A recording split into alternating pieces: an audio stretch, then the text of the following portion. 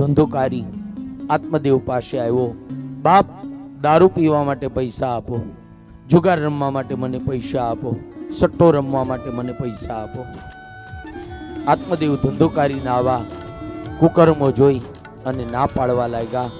ધંધોકારીને ઠપકો આપતા આત્મદેવે કહ્યું, જુગાર રમવા માટે મારી પાસે પૈસા નથી, સટ્ટો રમવા માટે પૈસા નથી, દારૂ પીવા માટે મારી પાસે પૈસા નથી, ન ખાવાની વસ્તુ ખાવા માટે મારી પાસે પૈસા નથી.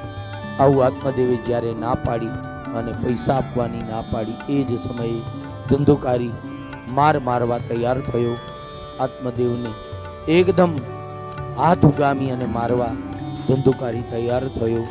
આવું દ્રશ્ય જોઈ આત્મદેવ બહુ જ દુઃખિત થયા છે કે મારો દીકરો મને મારવા તૈયાર થયો. આજે ક્યારેય આવું જોયું નથી, પોતાનો પુત્ર પોતાના પિતાને, માતા પિતાને મારવા તૈયાર થયો.